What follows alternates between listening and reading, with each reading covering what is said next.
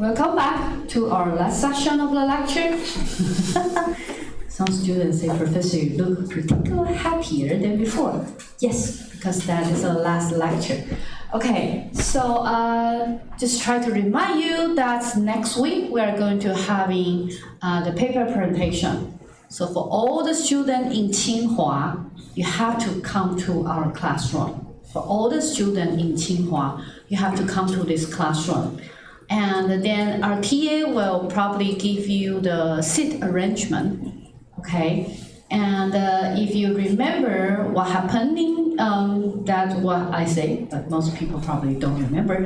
In the session 0, that is our paper presentation will be conducted in a way that we have 2 phases, okay? And the phase 1, and then for the people in the same section, we'll have the discussion together. We welcome you to prepare a slide. Okay, why? Because it might be easier for you to demonstrate some idea.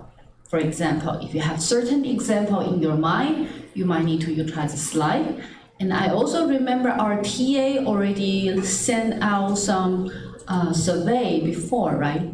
About that, which language they prefer. The paper is The language we prefer. So we supposedly will making the people that prefer to speak in English in the same group.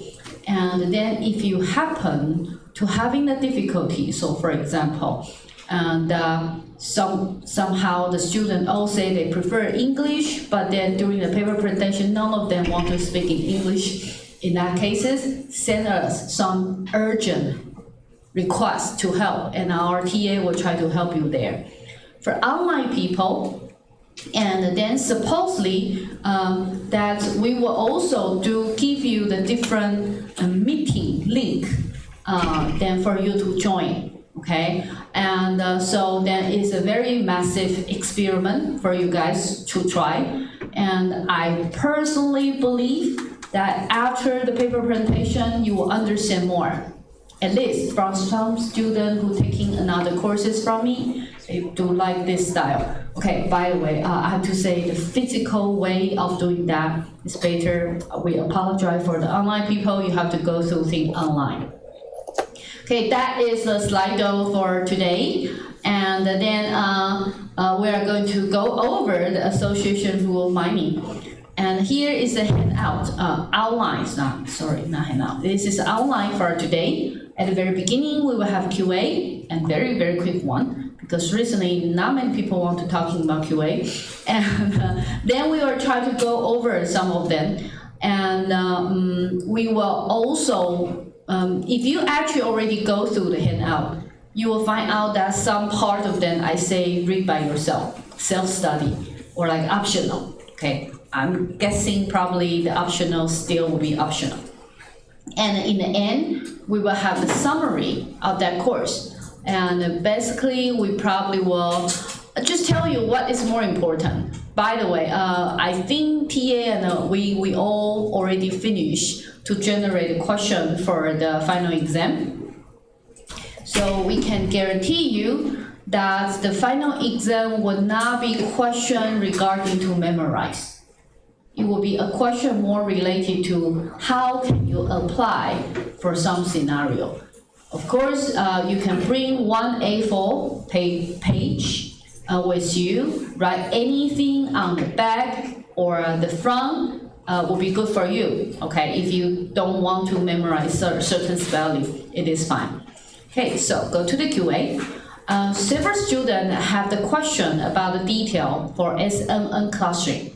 If you already go through the announcement, then you will realize that we do having additional video recording. I actually made that in Monday, and then Tia told me I failed, so I make that again in the Tuesday. And so then we upload them around Wednesday, right? Wednesday. So that if you go there, you will find out I go through all the processing, and until the part I feel like you can do everything on your own. Okay, so there are more detail in the additional video if you want to check. Okay, the reason actually I decided to have an extra video is because I don't believe I will have time today to go over that. Actually, the extra video is around how long? Like 20 minutes? 16 minutes. 16 minutes. See, that is why the 16 minutes we don't have. And some students say the cluster validation is quite complicated that they don't understand. So let me try to give you a very, very short summary. We're talking about 3 types of the clustering validation. One is called external use. In a cluster example that we try to show you, utilize the external index. So what the external index, what they did is they will try to find the different data sets. Okay, and this data set, they will try to say, oh yeah, so then they may have in some of the information have the class. And then afterward, you're done with the cluster. And then we try to see how does our cluster result align with the external data set that we can looking for. So that is called external index. Some students say, Professor, I don't understand what's your homogeneous and completeness. It's totally fine because it's not a standard solution. We just want to show you that is an example, like utilize external index and try to see how they try to align. And then most of the application, they may have their own characteristic. So if you like to, you can actually design your own measurement to evaluate how align from your cluster result to the external data set. That is external index. An internal index, actually, if you don't remember anything you want to talking about, just remember these things called sum of square error. So we just try to see does the element inside the cluster, are they close together? And if the element actually belong to different cluster, are they separate or not? But that internal index is not good for DB scan. Because DB scan actually cluster the information not based on the distance, it's based on the density. So please remember, internal index usually are not good for density-based cluster result. And then they do having another thing called relative index, different from external index. Relative index is actually utilize the clustering result. But then you can actually say, oh, maybe I have the cluster result because my redundancy is different. So then you try the different redundancy and see that across different time, how your cluster result looks like. Okay, so that is a relative index that we try to talking about. And then remember that is from the author from the book. And they say cluster analysis remain a black art. Why is it called black art? Because it's mysterious. And so then you need a true believer. I actually having one interesting image try to show. That is some photo I took like 2 weeks ago. And I feel like the shape of this one is quite interesting. So when I share to my kids, and so you can imagine if that is a cluster, the raw data. And my kid immediately say, oh, it looks like heart shape. Just like, really? It looks like heart shape? So then you can imagine if I say the heart shape is external index data set. What we did is we just put the heart shape to see, does that look like? Maybe it look like. But when I actually saw that, I think it's more like a swan for me. So see, there's a swan. Okay, so you can actually see, I try to do the different alignment. When we try to do the internal or external index, is we try to find a different alignment. And after we compare with that alignment, we just say, yeah, it looks like. So I don't know which one you prefer to look like. But then, no matter which one you choose, heart or swan, actually, it only fit for the true believer. Okay, that is the interesting part. And then some people actually feel like, why I still need to do the clustering? Professor, that so many large language model classification tool already good enough. Why we still need their clustering result? And there's one interesting information I learned during the weekend. I took the courses and then being the student in that course. And the interesting part is the course I'm taking dream is about joke analysis, about psychology dream. I can analyze your dream. And then in one of the session, it's psychology, right? So I suppose it felt like it's psychology, but then they are talking about entropy. They're talking about algorithm. They're talking about complexity. I'm just like, wow. It happened to be one of the session, all the term, I understand more than all my classmates, because my classmates actually know a lot of the psychology analysis thing. And this one, they talking about entropy. I'm probably the only one who are awake. Oh yeah. Finally, I understand things. And then there's one part made me to feel interesting, because they say the higher entropy, the more information. Do you guys understand that term? We say the higher entropy is mean that they are more random, right? So they say random is more information. Chaos is more information. What does that mean by more information? Because that data you are talking about chaos, which means they have so many different ways they can become.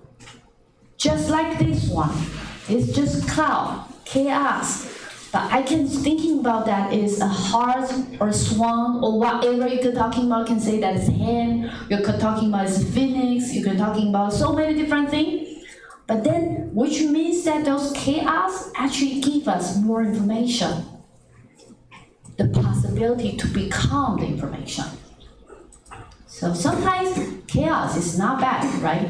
So clustering actually can imagine what is the purpose. If we see the classification is we actually classify something to certain thing we already know. So no surprise, right?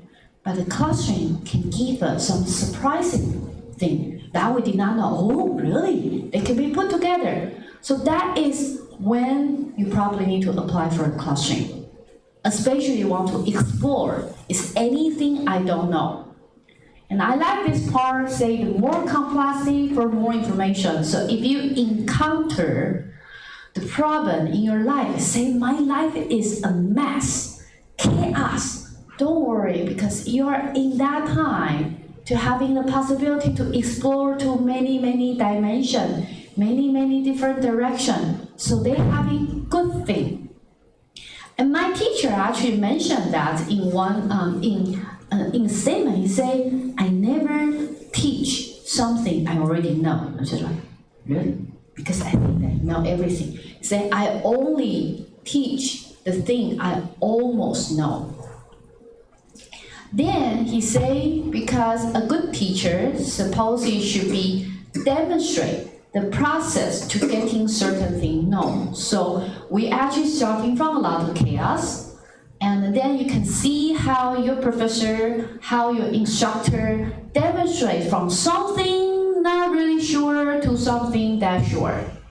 Okay, so for example, I actually say that we're having this video. I have to admit with you, because before you actually ask me the question, actually I think everything's like taken for granted. I don't actually starting from beginning to the end. So when a student say, but professor, there's a gap, I fall. So I went there and say, okay, I want to make example. And after, when I try to generate that example and try to consistently to go from step one to the step something, I just like, oh yeah, they do having some mismatch. I thought I understand, but then it clearly that I'm missing something. So I figured that out.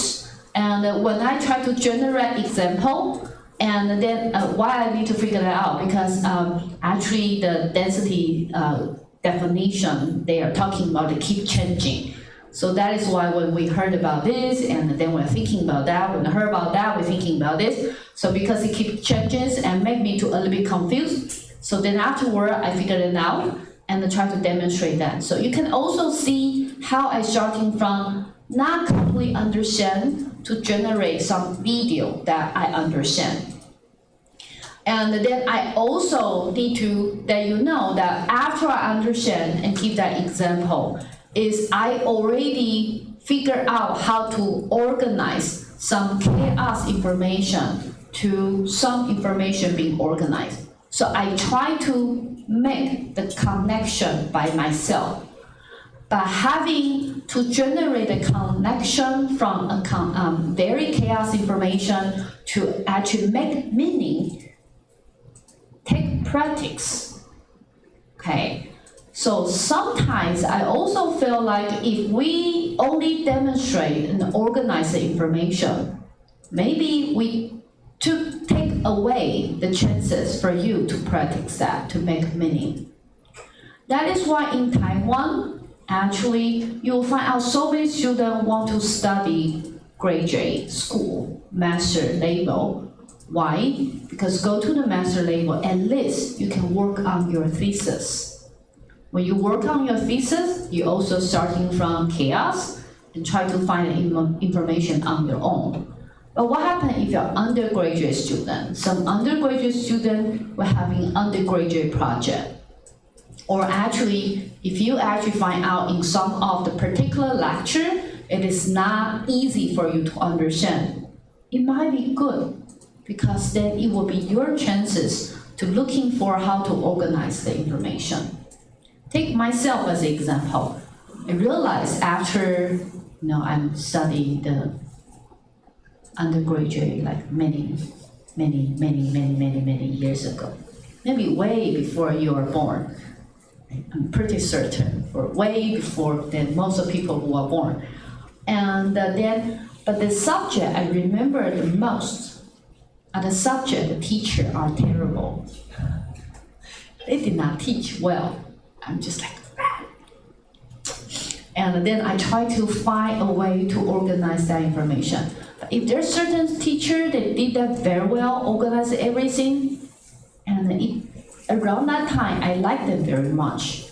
But then afterward, when I'm thinking about the content they're teaching, I probably don't remember. Like assembler thing, I just remember part of them. I don't remember completely everything. But I remember so well about the operating system, because my operating system professor just...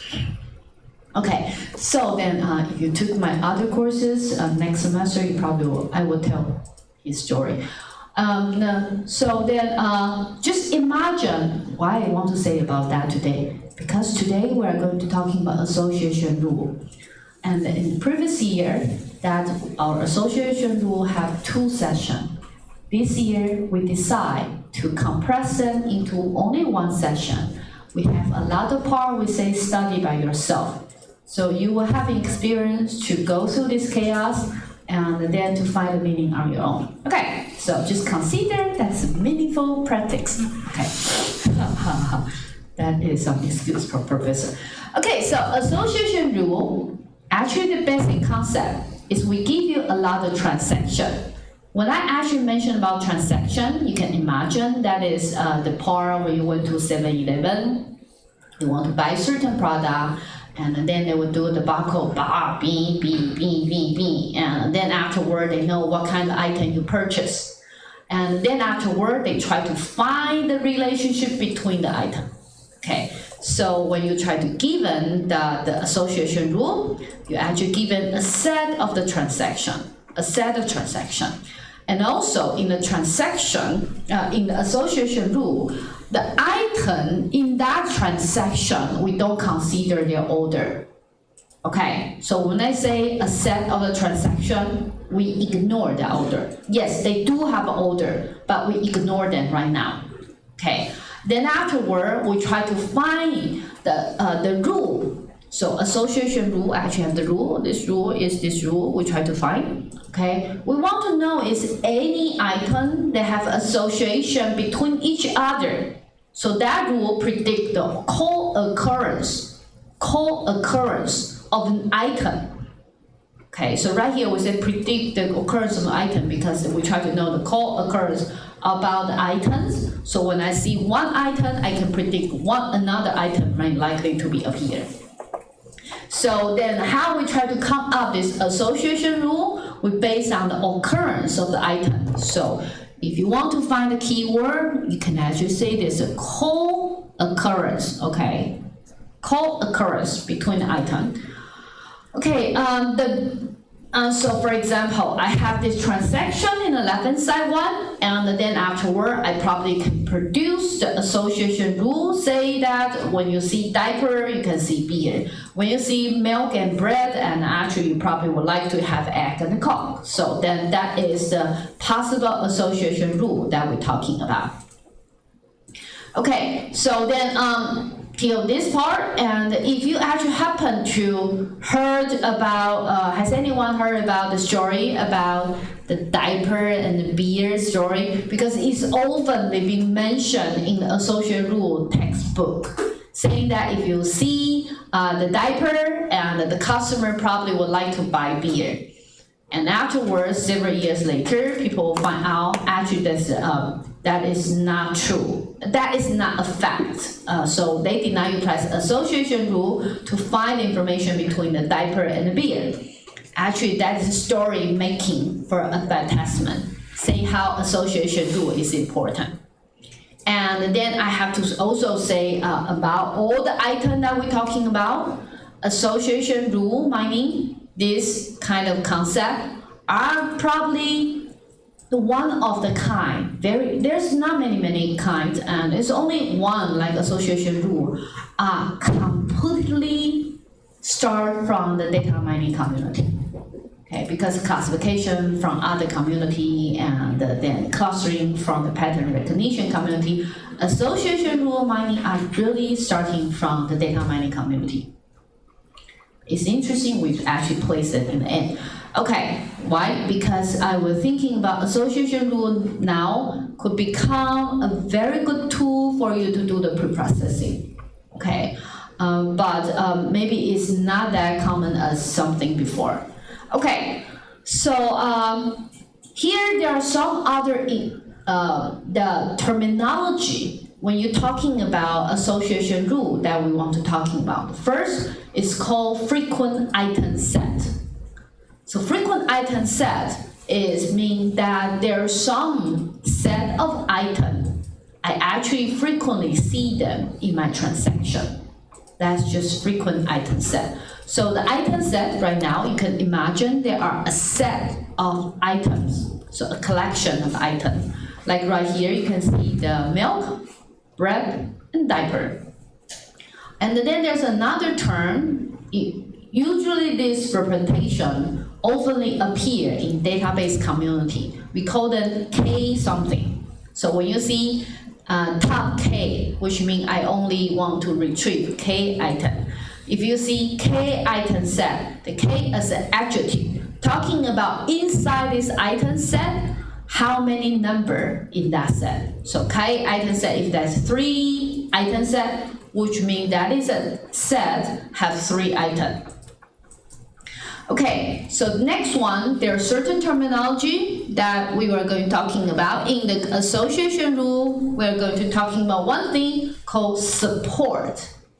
Support count or support rate, which means that in my transaction, in my data set, in my corpus, how many transactions have that item set? So that is a support count. How many transactions have that item set? So that is a frequency of the occurrence of an item set. So for example, right now I have 5 different transactions. If I want to say, give me a transaction, give me an item set, milk, bread, and diaper. How many transactions we have? So it's not the first one, milk. Let's see, milk. And bread,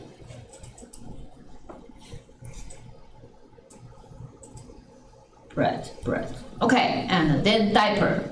So 1, 2. So you need to find the transaction have 3 highlight. So then right now you actually will find out they have 2 transactions have the milk, bread, and diaper. And you also can see that example, we don't really care about the order, right? Because my item says milk, bread, diaper, but in my transaction it's bread, milk, diaper, different order, which means the order right here is not that important. So support count actually is 2. Okay, so then if you did not see the term called count, which means that it's a rate. If people talking about support, we mean the rate. So rate actually is, for example, I have 2 transactions, but I have the milk, break, and diaper, and totally I have 5 transactions. So the support is 40%. Okay, so that is a support. And so when we actually say that it's a frequent item, which means I set up something, so it's a threshold. We call them minimum support threshold. If I say minimum support threshold is 40%, then the milk, bread, diaper will become my frequent item set. So pretty good? Okay.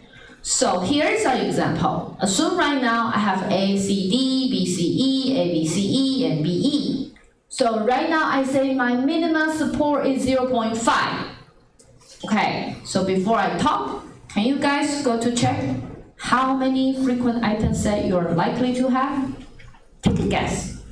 That should be like 5, more than 5, or more than 10. Take a guess. How many frequent item set we're going to have before I say the answer?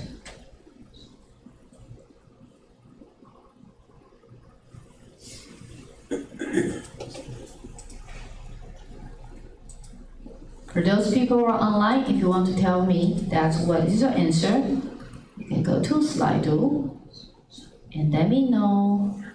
And that is a part. Will the optional part of the course be included in the final exam? No. Okay, so don't worry, no.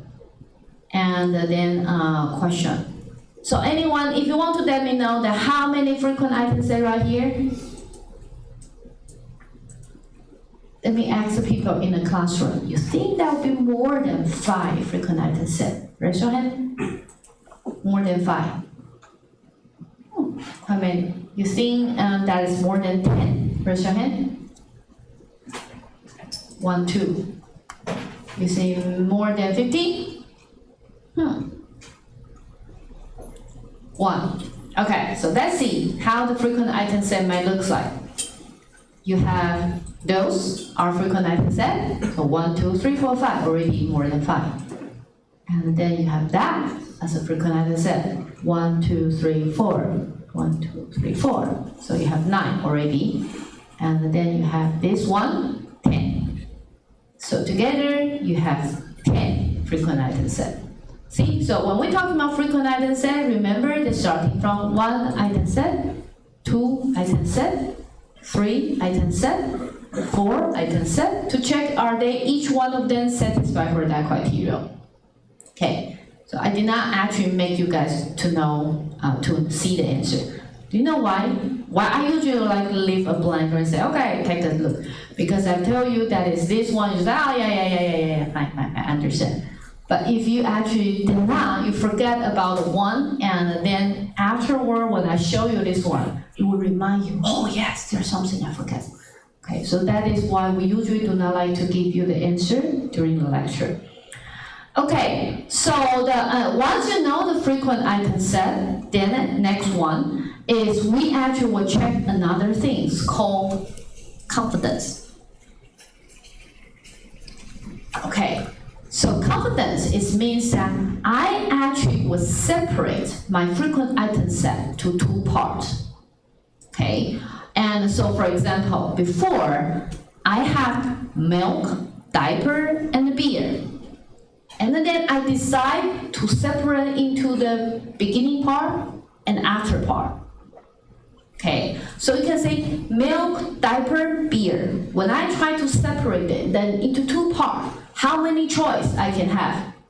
Many choice, not only 1 choice. You can have milk, diaper with beer, like what we try to show. You can have milk at the beginning and then have diaper and beer in the end. You can have beer in the beginning and then beer and diaper in the beginning, milk in the end. So you can have many different choices, right? But then I don't want to select so many rules because frequent item set only let me know that they appear together. I don't know who are actually need to be exist first. So then that is why we introduce another term called confidence. You can evaluate the confidence of your rule and then to decide which one you can keep.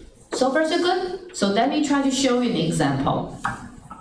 For example, if I have milk and diaper right here, and then we say milk and diaper, suppose it should be in the beginning, and beer will be in the end. So then we already show you what are the support rate before. It's like 40% for the support rate. Okay, so what is the confidence? Confidence actually should be calculated like how many transactions have the beginning part, milk and diaper, and how many transactions have milk, diaper, and beer. So let's try to see. Milk and diaper, milk, diaper, and then diaper. So you actually will find out three transactions actually contain milk and diaper, right? So I put them right here, put their support right here, and afterward, I actually see that milk, diaper, beer, before we already know, is 40%. So after we calculate that, we get 67%. That is my confidence about this rule. When you actually having a rule called milk, diaper, and then go to the beer, actually it imply like 2/3 of the time that when you actually purchase milk and diaper, 2/3 of the time the customer may likely to purchase beer. That is a concept of association rule. So far so good? So you can actually see, I don't want to do this one. You can let us try another thing. So how about if I have milk and then diaper and beer? So what is my confidence rate? Do that calculation. What you need to do, you need to count how many transactions milk appear, right? So then you will have 1, 2, 3, 4. So then that will be 4. And you already know milk and diaper beer is 2. So then you actually see milk to diaper and beer is 50%, lower than the previous 67%. That is why we did not choosing milk and to diaper and beer. So far so good? So you can imagine we have many combinations, and then we can check the confidence and to pick the best rule can come out from this frequent item set. Okay. TA, help me to change the battery. Next one. Okay, so then next one is a practice for you to actually go to the NTU Cool and then try to understand another thing called causality and co-occurrence.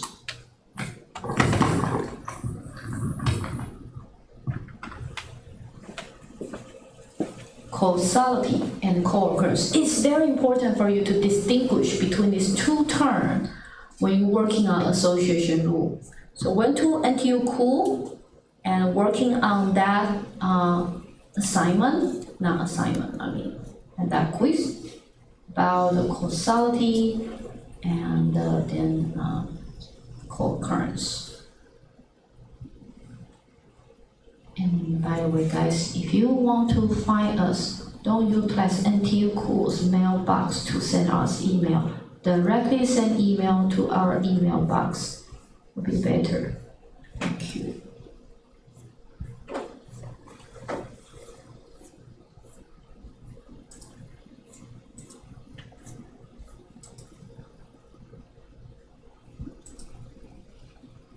Causality and co-occurrence is very important for you to distinguish between two.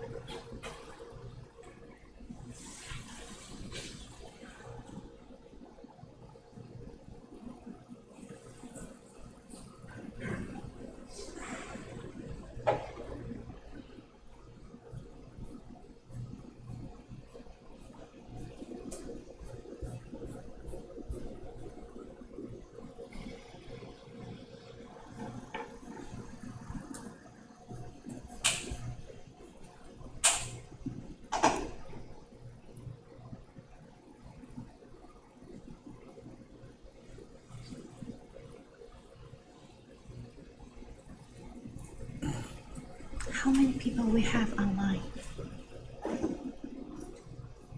49.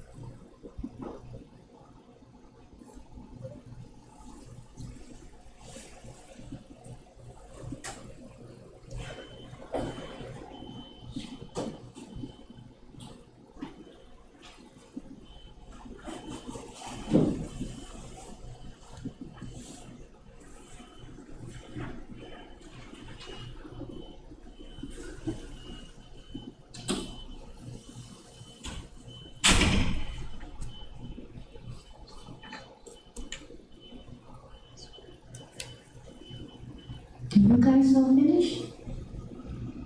I find today I'm quite quiet, right?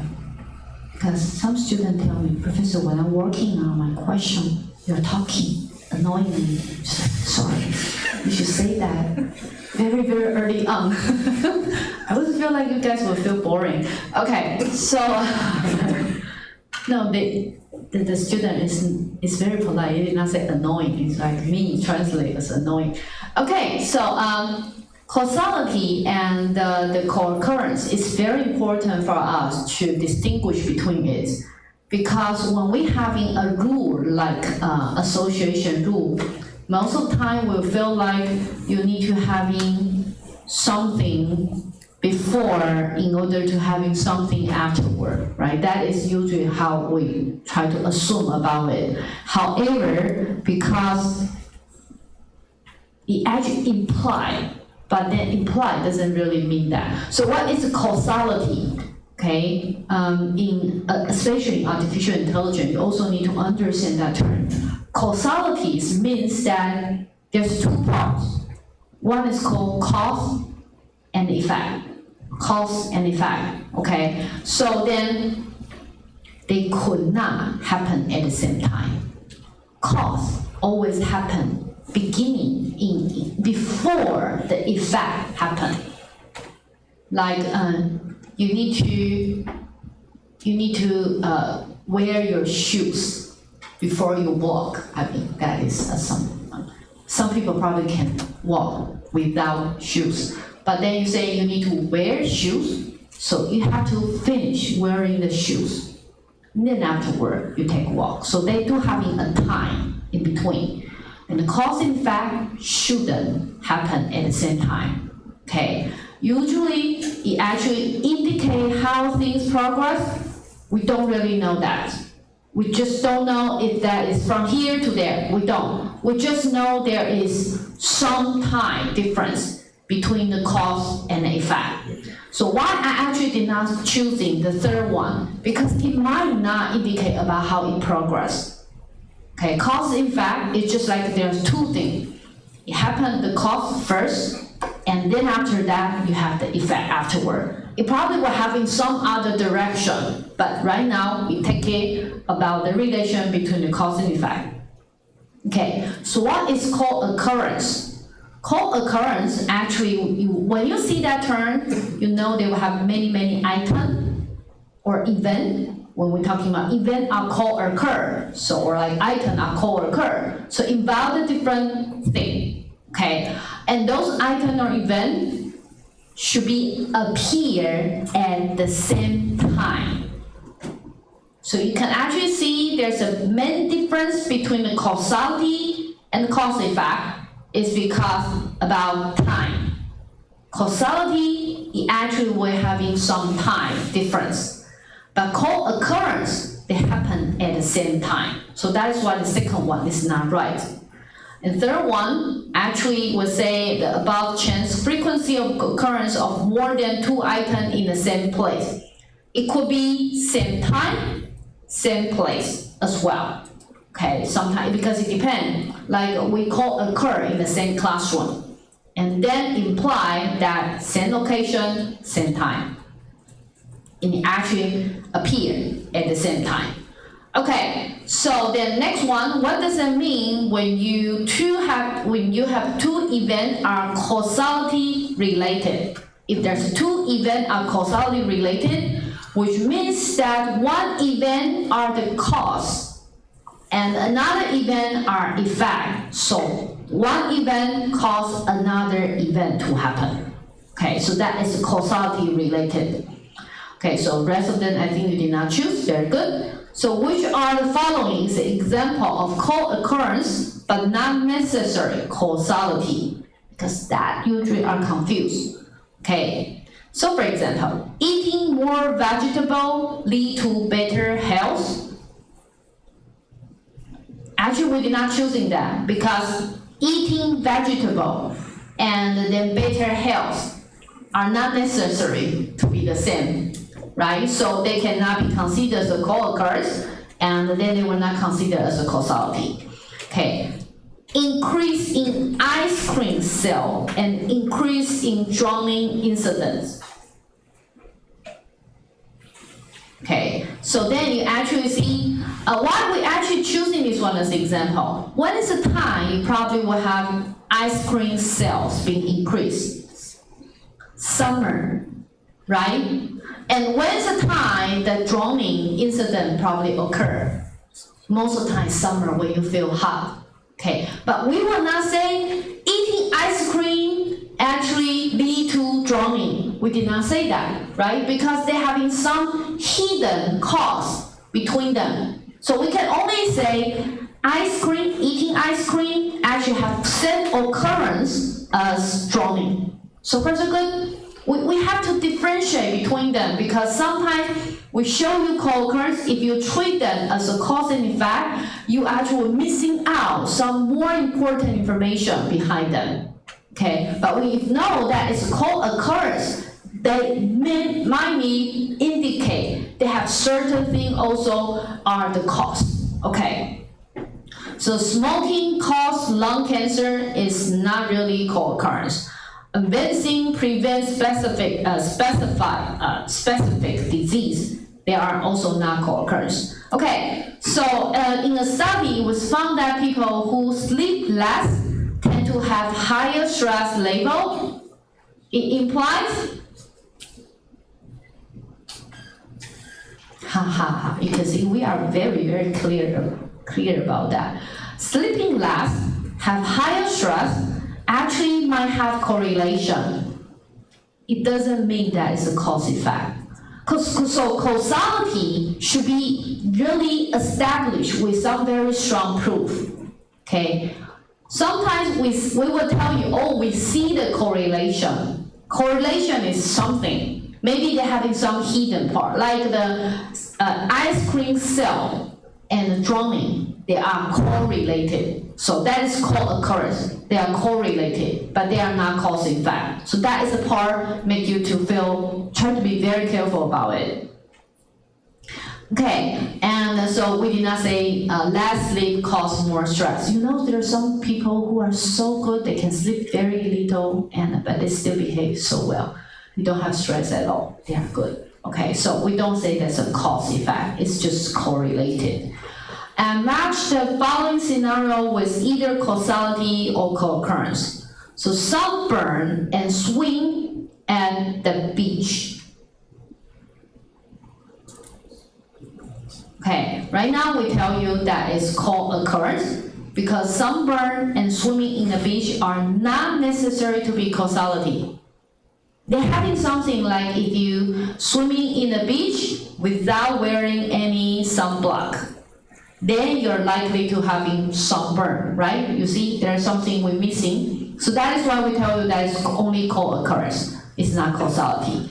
Study hard and getting good grade in final exam. Some people probably say, Professor, I think that perfectly is a concurrence because I'm studying hard and I'm not necessary to get good grade. But we want to encourage you to study, so that's what I think that's a causality. I encourage you. Somehow you will find out we can manipulate. And winter season coming and wearing warm clothes. Okay. Actually, by the way, you can go to check because it's more like co-occurrence. Because winter season coming is not necessary to mean to wear warm clothes. Just check the people in the classroom. Some people wear long jackets right here. Some people only having very short t-shirt. Does anyone know there's a Professor Han Yongkai in our department? Anyone know him? Check him in the winter time, no matter how cold it is, he always have short shirt and short pants. I'm just wearing the sweater and so many things. I will always like this one and saw him and say that you don't feel cold. I say no, fine. So it's not necessary to be causality. Brushing teeth and regularly, and then it will give you the dental health. From dentist point of view, that is causality. Okay, increase the internet usage and improve knowledge, it definitely is co-occurrence. A lot of people utilize a lot of internet and then they get dumb. Remember the large language model we tried to tell you? They have a lot of junk information on the internet. So that are co-occurrence. Okay, so association rule usually refer to co-occurrence. Please remember, association rule, even they look like a rule, but they still starting from co-occurrence. If they're starting from co-occurrence, you cannot make sure they are causality unless you do some well and very solid study about it. Sometimes you will find a lot of medicine. The medicine actually will tell you if you take this one, you're doing this, you're taking this one, not this. It's not necessary. Maybe they probably only see the co-occurrence. Okay, so that is why we say it is very important for you to distinguish between them. So association rule did not guarantee you the causality. It's just co-occurrence. So let me try to summarize then. Causality means that you have A, B, so for example, and then you need to wait a long time to get C. Okay, a long time, I mean some time difference. So then right here you have this TA, the time difference, and time difference right here is bigger than 0. Co-occurrence usually means also A, B, and 2C, but then this TB right here are almost 0 or equal to 0. In our association rule, this TB is actually equal to 0. Remember we said we don't care about the order. So we consider them being purchased at the same time. And because they're purchased at the same time, they cannot be considered as a causality. Okay? And then you also need to know in your life, there's so many things like that. Like, okay, let me say something. I'm not so sure. There are so many men, I'm sorry, I'm female, so I only thinking about female example. Or like men, there's some example. And sometimes you will always feel, you can always see some unlucky person, no matter it's a female or man. And then they always want to looking for love. And I'm sorry, because I have a lot of love story from my student and always bother them the most. And then there's always some people, no matter how hard they try, they always find the wrong person, And then they're just like, oh, I find one boyfriend and then that boyfriend sucks. And then I broke up with him and then go to find another boyfriend, that boyfriend sucks too. And then I go for another thing, the boyfriend sucks too. And then afterward, if you only consider it's co-occurrence, like it just co-occurrence means that the boyfriend actually how bad they are, and then you do not see any correlation and did not see the reason try to make you feel like the boyfriend or girlfriend sucks. And then you did not consider that, and then you will find out next time you probably are so not lucky. Okay. But from an outsider, sometimes when students actually say the story to me, I'm just, okay, yeah, right. And then sometimes I cannot avoid to ask, you really thinking it's just bad luck? And that person will say, yes, it's bad luck. So then, if they say that story, it means that they consider that is called occurrence. But they do actually have some causality information behind them. If you did not identify that, so why you always being attracted by the not a good person, or not a person who suits you? Or is anything that because when you try to get along to each other, something you make a mistake? They do having some causality right there. But sometimes people just cannot understand about that. So they misjudge about when it's time to consider causality, when it's time to consider co-occurrence. So after today, I hope after you're doing that, thinking about that, if you see something so unlucky, let me tell you, one of my guideline to identify is that is a co-occurrence or causality. Okay, co-occurrence is mean that it's just taken for random, right? But if the very similar thing happen more than twice, some causality behind it. You're not that lucky. So if you took some courses from Professor Han, I don't know why I mentioned him again today. For an entire semester, I never mentioned him, but today I mentioned him twice. I definitely have the reason why. Because he actually teaches courses called randomized algorithm. Randomized algorithm actually give you some try. If everything trying random, it only happen for that chance. But if more than that chance, something meaningful behind that. So it should be consider that there's something, some reason behind them. Okay. So after we understand that, please remember association rule mean co-occurrence, not causality. Say that again, okay? So next one that we try to knocking about is once you know that how we try to generate the association rule, so then we actually have a set of transaction, and then we find a rule, and having that rule actually satisfies two criteria. The support rate is bigger than minimum support threshold. The confidence actually is bigger than minimum confidence threshold. Okay, so that is how we try to find association rule. You can actually done with everything I say, because remaining of them actually rely on some algorithm people propose, right? So then because of that, we can finish our courses like in 1 hour? No, we cannot. Okay, so I already saw you guys just like, really? Can we? No, we cannot, sorry. And then, so they have some brute force strategy for us to looking for association rule. So for example, list all the possible association rule, compute their support and confidence of each one, and prove the result. If we can do that, end of the story. Unfortunately, we cannot. You cannot leave this classroom after 2 hours later, because if we do these approaches, you will find out that computationally that is not possible. Now let's try to see this example. You already got this example before, right? So we have this item set. And then right now I say, please find the association rule from this frequent item set. You say, okay, not difficult, Professor, you already gave me that rule. No, if I actually give you that, you will find out they have so many different rules.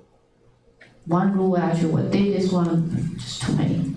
See, so many different rules. And all the rules actually satisfy that criteria.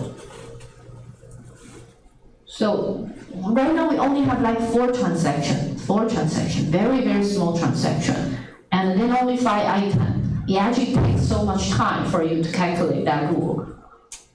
In other words, that when you have a big data set, you know when is the time we usually need to do association rule? There are some famous example we're having that association rule. Has anyone went to like books.com or booking.com for hotel, or Amazon? Has anyone purchasing from Amazon? If you went there, they were having a feature called customer who bought this book. Anyone know? only our international friends are nodding, the rest of the students are looking at me like this. So let me try to demonstrate. I'm really not just wasting my time, okay? Okay, I'm not confident. Okay, so then when we go to Amazon, Amazon.com.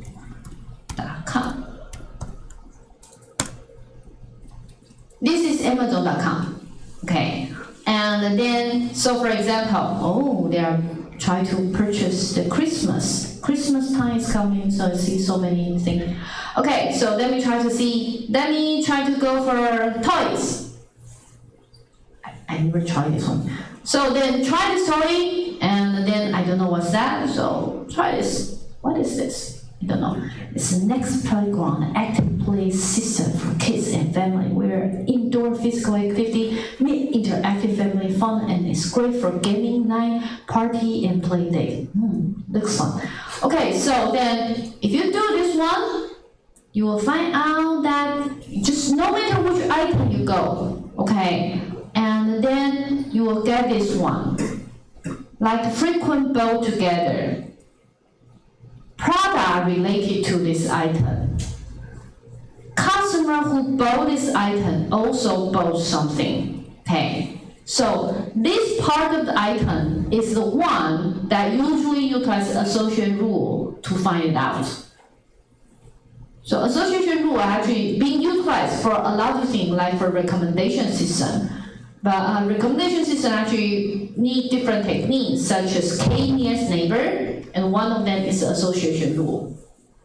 Because, for example, how do you know that they frequently bow together? Because they purchase in the same transaction.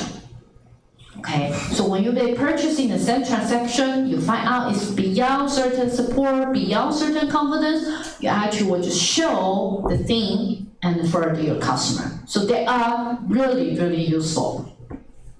Okay, and so then this is a question I feel like is interesting in 2024, and say that what is generate association rule? So for example, you have frequent item set, and then this is a frequent item set, and then you try to do some binary partition, okay? And then the possible rule, just like this one.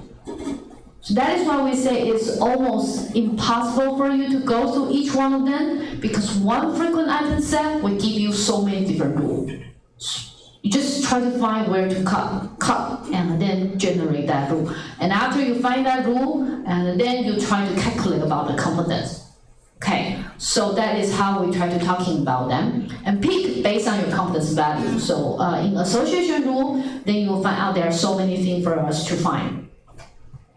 And then when we try to find this mining this association rule, then try to observe our step. First, every rule are somehow some binary partition of the same item set, just like what we try to show right here. We partition them, and then afterward, your rule actually origin from the same item set. And then if they come from the same item set, they will have in the same support. But because it depends on how the partition, the confidence will be different. So in that cases, if I want to somehow reduce or try to find a way to speed up my whole process, and then people are thinking about, let me try to rephrase in my way. You know, in computer science, okay, right now you're studying certain things that one of the computer science. Computer science talking about divide and conquer. All the computer scientists talking about that. What it means, if you have a big problem, okay, you partition your big problem into the smaller problem.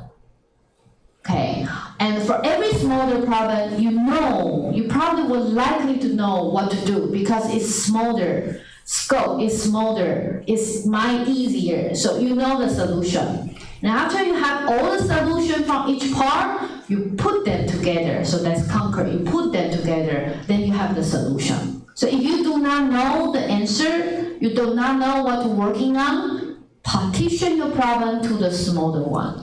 Do that in your final exam too, okay? sometimes we'll package things into a big set. But in each side of them, we're just having some smaller thing we want to test. So then if we try to make them smaller, because mining association will look like we need to talking about confidence, talking about support, and try to talking binary partition. So that try to do one thing is we make a smaller problem. So that's why here we say we decouple the support and confidence. We try to cut the problem to the smaller one. The first one is we try to find frequent item set. Okay? And the next one is we try to do rule generation. So we don't want to put them together. Maybe put them together is too difficult. Okay? But then once we do this one, we say, okay, how about we're not thinking about rule generation because the rules, so many rules, and very difficult for us to understand. So then how about I ignore that part? I just do frequent item. And then after we decouple them, we still find out generate frequent item set are very expensive. So for example, you can imagine they have 5 items right here. But in order for us to do the frequent item set, you will start from A, B, C, D, E, and then you combine 2 items, A, B, A, C, A, D, A, E, B, C, B, C, D, C. And then after that, you combine to 3 items, A, B, C, A, B, D, A, da, da, da. And then I do the 4 items, da, da, da, da, da, and then 5 items, da, da, da, da, da. So then in the end, if you do that calculation, you will find out if you have D item, then they have 2 power of the D possible candidate item set. You don't want to examine all of them, right? So then, we don't want to do that. And then, by the way, before we want to do that, how about we stop him a little bit to give you the class lottery. For the people online, inline, in class.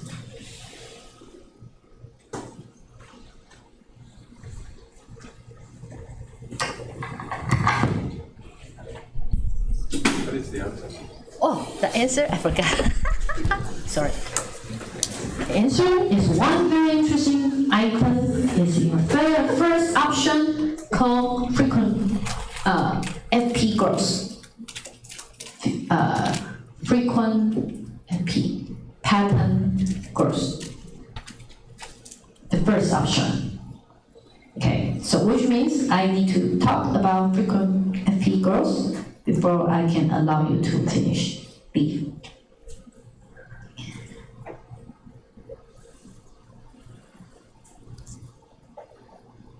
Let me see if anyone have a question.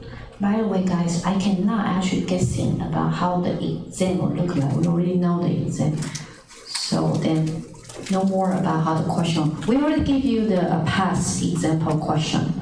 Okay, so just try to check our past example question. If I were you, I probably would not pay too much attention to our final exam in the data mining. You know why? Because you do a lot in your final project if you, okay, you try many different methods. And if you pay attention to the rest of them, I think it will be fine, I think. Okay? So why you probably need to prepare for those people to ADB, you probably need to pay more attention to ADB. That's my hint. Thanks. Okay, so next one. We want to, sorry, I'm not going to give you a break. I will finish a prioritize algorithm and give you a break. Okay, so then this guy, a prioritize algorithm is from a very famous professor. It's a professor researcher, I don't remember. Actually, he is the one trying to say, oh, how about we decouple them? And then he proposed an algorithm, a prioritize algorithm. And afterward, a lot of people, he gave people hope. Why give people hope? Because that algorithm looks like it is not that good. And then people can improve on it. You see, if you want more citation, you need to propose something. Looks very interesting, and people can really improve on it. So then they will improve it, publish your paper, and cite your paper. So they could create a lot of citation. And high citation sometimes usually mean they are very new idea at that time. So what he meant is like, why it's called apparatus algorithm? Because he say there's a pirate's principle actually hold. So something need to happen way before another. So what I mean, let me try to tell you that example. So let us try to use an example. Okay, so for example, if you want to do that calculation, this is the graph I want to talking about. I don't need to go through every combination. I can eliminate the possibility if, for example, AB was considered as infrequent. Now all the things that related to AB can directly be ignored. So far so good? So based on that, I say if they need to become frequent, then their smaller set of them need to be frequent too. Okay, so that are the previous 2 pages that we're talking about.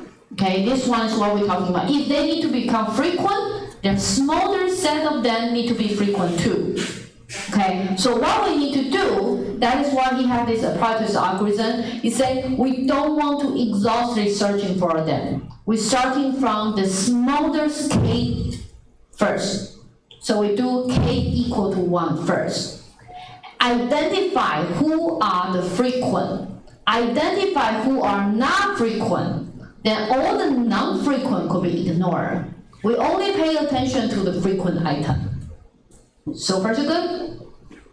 Okay, so then afterward, after you have the k frequent one and then go to the next k and then prune the one who are not frequent. So like this one, the AB are not frequent, so they can be pruned out. Okay, so if we try to utilize his algorithm, what we did, let's try to see this example. At the very beginning, okay, so we're starting from one item set.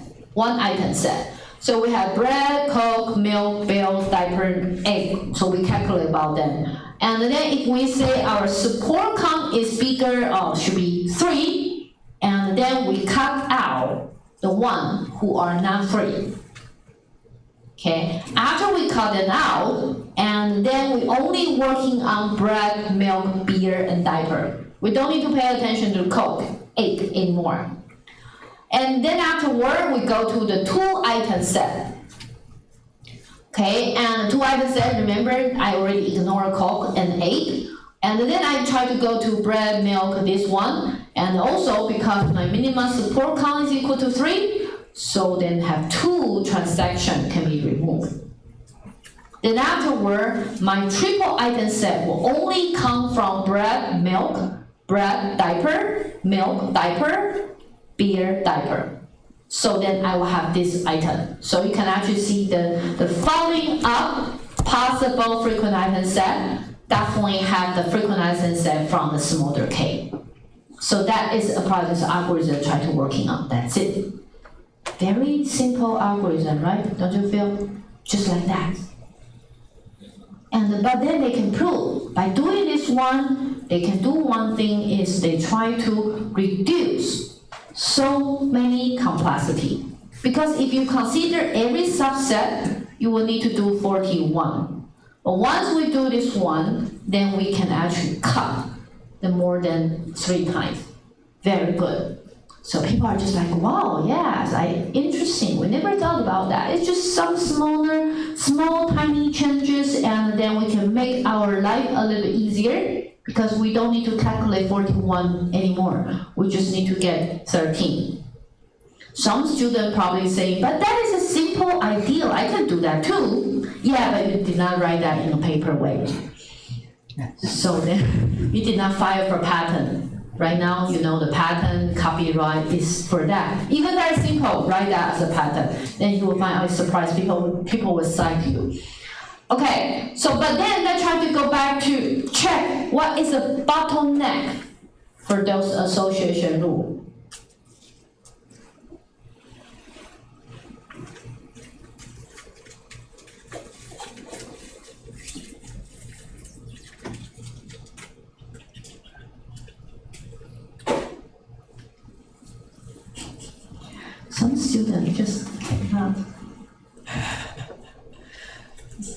Yeah. Just keep on, go back to finally.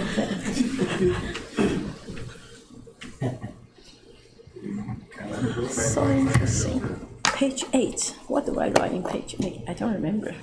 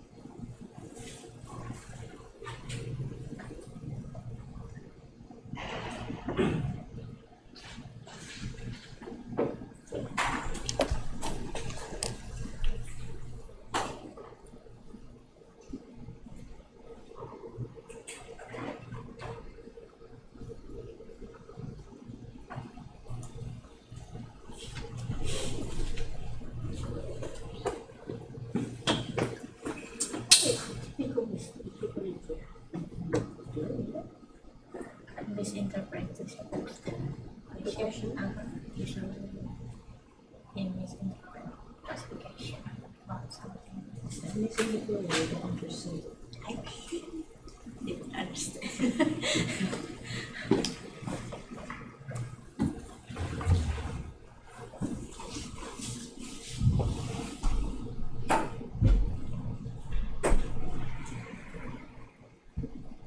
Do other people finish them? Who haven't finished, raise your hand. Raise your hand. No? Okay, so let me try to, that's this one, flying. Because I checked previous one, we have around 60 people working on the quiz, but let me try to go to this one. And some students really stuck at the final exam from many times ago. Okay, so what are the typical mistakes students make in the final exam? I went to check with TA Nani, because she also grade the student. She says sometimes students misinterpret our question. I think it's not misinterpret the question. No, most of the question, we will have very clear mind about this one supposedly belong to clustering, this one belong to classification, this one belong to association rule. Sometimes we'll even give you the hint. And then, but we will see the student when we imagine the classification, they write clustering. When we imagine classification, write clustering, classification, they write clustering, and clustering, they write classification. So sometimes I feel certain students, they do not really check the question. They do not understand the characteristic of the problem that we try to describe. So for example, how to know when is the time to utilize clustering, when is the time to utilize classification? Clustering is we don't have answer, right? If we don't have the answer, and then we want to looking for any spatial relationship within the element by itself, without any external thing, then we try clustering. That's it, right? But sometimes people just don't write it that way. They will write the answer that we feel very surprising. Okay, and or sometimes the student mistake is they don't write. It left it blank. TA love that kind of story because they will see blank, okay, 0. See blank, 0. If you have a lot of blank, and TA will very happy about that too. Okay, and also there's also one of the mistake is the student, they don't know the answer, I guess. So what they're thinking about is they write all the possible answer. Yeah. We're asking about which technique that you're trying to working on. They write classification, association rule, clustering, and then everything they put them together. Then that is not really answer, right? They're just thinking about maybe one of them will get that correct. We don't actually give partial credit because of that. We will not say because we're asking for example, that's clustering, you write all the 5, so because one of them match and then you get the point. No, you won't. You probably will get like 1. We call that ink point. Saying that you spend some time on it, we give you 1, probably like that. So that is a mistake. Please look at the question and understand the characteristic. It's something like what you usually need to do for your final project. These students are good. YBE is 2 divided by 3, and is the rule part of the page 8. You are right. I actually go to check. There's some mistake. I just cannot imagine. There's some student can read that so quick. You are good. TA help me to mark on that. I will forget when I go back. I need to change my slide. So you are right. This one is 3 by 3 because BE happen for 3 times, and then actually they also have the BE. So you are right. So that is 3 over 3. You can see some students are just so talented. From me, I think it's chaos, and they can quickly find. I guess probably find out that from right here. If BE is 3, 3, and EB should be 3, 3, 2. Okay, so then that address to, let me try to mark this one, solve, and then go back to here. Okay, so here are the steps about a practice algorithm that with the correct order, And then, when we try to, if we know that it's the order, I will go through them and see which one should be the first one. And the first one will be generate frequent item set of length equal to k equal to 1. Okay, so that's first one. And then generate, and then you actually have in here or you have in that. Okay, so I apologize because when I go through this example, I was thinking about that it should be the infrequent, suppose it should be 2 as well. So if you write 2 right here, because actually this one you can think about different kind of candidate too. Okay, but then we usually feel like this is try to find a frequent item set, and if that's frequent, and then which means that you already eliminate candidates that are infrequent. So then you can go to the next one. So the 2 right here is like you try to generate another item set that is infrequent. Okay, and then afterward you probably could do the count for the support and each candidate by scanning the database.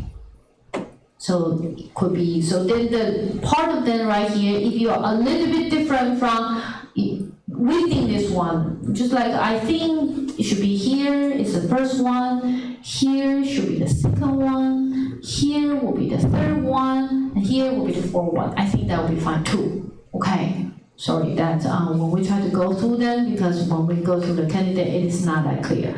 Okay, but then the part I'm pretty sure is that the form association rule and evaluate the rule suppose it should be the last 2. So, okay, so if everything is about the rule, should be in the end, should not be in the beginning. Okay, so next one, then try to match each step with a factor that most significantly affect its performance. And then, so right here, if you want to handle the candidate item set, what is the part that will affect its performance? The size of the data set actually will affect the candidate item set the most. Okay, so that is why we pick the size. You probably say the number of the unique item set, yes, is part of the size of the data set too. Okay, but the size of data set, because then you need to go, the size is not only about the number of unique item set, it's also about the size of the transaction. So then that is why we're choosing this answer. How about we generate frequent item set? So try to go through so many, because you want to know it's 1, 2, 3, 4, 5, actually the item actually is quite important. And try to form the association rule, then the minimum support actually right here is very important. So we don't actually consider complexity of the rule. We do not consider that. We just try to cut and try to know how many support and how many competence right here. Which step in the priority algorithm generally considered most time consuming? And then right here is try to generate the frequent candidate. Is the one we think that is the most time consuming part. Why we only talking about that? Because afterward, we want to introduce to something. So this is a prioritized algorithm, and there's a part, after this one, the bottleneck is how to generate the frequent item set. So then they will have a lot of technique how to improve the prioritized algorithm. But then, can I just see one thing? Same study only. They have a lot of different approach, but we don't want to talk about them. For example, all the things if I tell you optional self-study, you don't need to worry about it in the final exam. We won't. Okay. Actually, in our final exam about association rule, we only have very tiny question about that too. Very small one. Okay. So then you don't. So then we can skip all of them. And because we are going to skip all of them, we are going to moving on to another concept called frequent path growth. But I think it's a time for us to have a break. So next part I'm going to talking about is frequent pattern growth. Actually, that is our answer. But then I noticed, because you can actually find out I have around like 90 90 slides to go, but then I only have 1 hour left. And then this part of the FP growth before, I usually stay right here for a long time because before we have 2 sessions.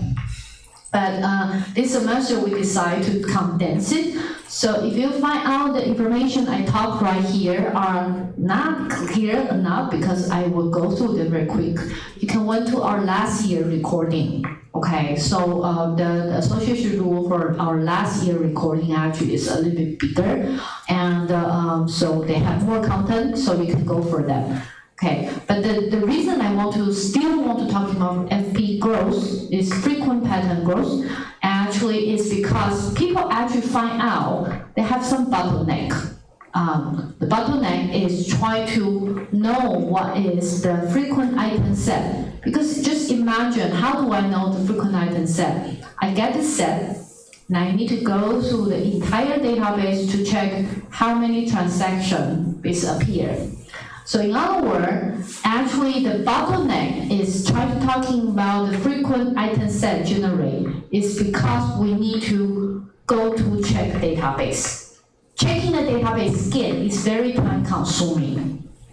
Okay, and then you might say, but Professor, you're also talking about try to identify the rule is also time consuming. Yes, but then the different type of the consuming. Because you can imagine if all the frequent item sets being generated, they can stay in our main memory, okay? And then do a lot of computation. But when you try to check with the frequent item set, you need to go to check the transaction data. The usually transaction data actually is located in the hard disk, and then you need to go with so many I/O. Okay, and go through the I/O is very consuming. So that is why you actually find this bottleneck one. And the part I asked you to do the self-study is after this part of the algorithms come out, so many researchers feel like, oh, I can do this and do that, and by doing this and adding something to actually reduce the number of the database scan. Then there's a guy actually say, why do we need to do candidate? If we say do the frequent item set, find a candidate is very time consuming. Then his question is why I want to do that.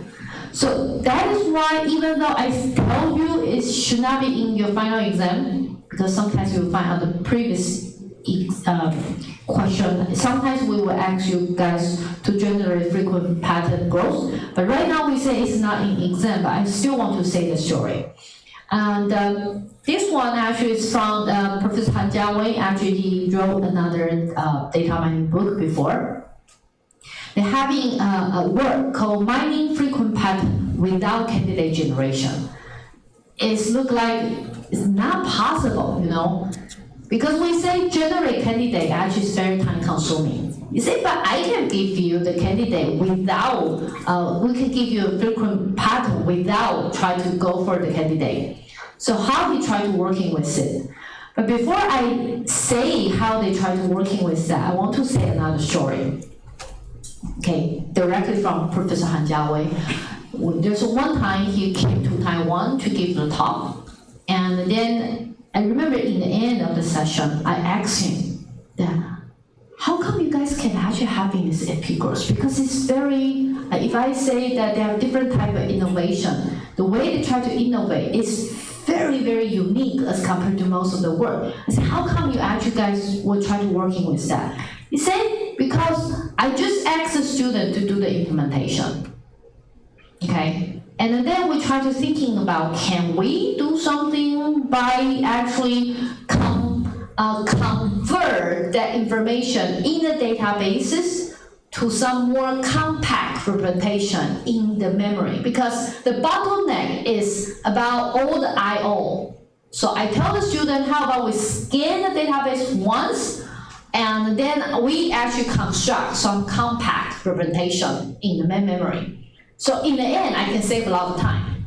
Get what I meant? Do you know what I meant? It's like, before you can imagine, I actually write that in this is CPU, and then the CU, this is memory, and then you have hard disk. Okay, and the reason actually is very, the bottleneck is the frequent, I do something wrong, I'm sorry, do that again. So this is memory, and the CPU, and then we have hard disk. Okay, so the time actually is right here. You back and forward to scan for many times, so you actually, it's very time consuming because of it. You said, how about that? I just scan the database once, and afterward, I construct some compressed, some compact representation to represent all the transactions. And afterward, I don't need to go back to the disk right there. So then the student try to implement it. So you can imagine the professor just say, how about we do this one? And then their student try to do all the dirty work by writing the implementation. See, that is the benefit of studying PhD. And then when the student actually try to implement that, they go back to the professor saying that, Professor, but we have a problem. Okay, so what's the problem? When I implement it, I face some difficulty. Okay, so then they need to solve the difficulty by how to make the complex more compressed. So they already tried to compact them, but they find out how to compact them. It's not good enough. They need to add in one more information right there, one more constraint right there to make the compact actually getting smaller. And then afterward, they decide to do that. But when they decide to add in more that process was considered as cost before. You know, there's one thing is like, I want to reduce the time I'm using. But when I try to reduce the time, I have a solution to having some memory, some form representation. My goal is try to reduce the time. Right? So far so good? But I find out when I try to do this one, because I need to do this compression, that compression needs some time. That is additional to what I did before. But I need to do that, otherwise there's no way for me to having that compact form. But adding that process, actually we're adding the time I spend. So it's like contracted to where I go. See that? So, but then they say, how about that? Because if I do not do this one, there's no way for me to compact them. So they decide to add in that. And afterward, they find out it works. And then they publish the paper. So you know why I actually want to say that story? Because I'm not so sure if I say this one. This is my goal. My goal is doing this one. Okay, so we were thinking about our solution is aligned with the goal, to go with the same direction. But then as FE grows, they see some demonstration, they don't go up. In certain places, they go right here. They find out they need to go for a different opposite direction in order for them to actually achieve that goal. But most of the time, people are not having that courage enough to try it. People usually feel like I need to go right here. Okay, so if there's some time I need to waste, okay, because it's more like some time I need to waste, it goes for a different direction. A lot of people will cut it out. Okay, so that was trying to give you that story. That when they did this one, they have to do it because they need to do the implementation. So what they did, so you actually see the story. So what they did is, remember we say they don't want to go through the database for many times. So then what they did is they construct a representation. They call it FP tree. So far so good? So that is a representation to convert all the transaction into tree. If you're in computer science, and then you took the data structure courses before, you will not find it's difficulty for people to thinking about that. Because how many data structure we will try to be more compact and easy for us to search. the tree is the first thing you come out with. Okay, so how they will try to come up with from their own computer science training. And then when they try to do this one, let me try to show you how they try to construct that tree. So then they try to say, what they did is they try to find the frequent item set, the first frequent item set. You understand why it's frequent item set. But when they try to find out, okay, so for example, here's the transaction. They try to find the frequent item set, and after they find out, what they did is they do something I say is different from before, they sort it.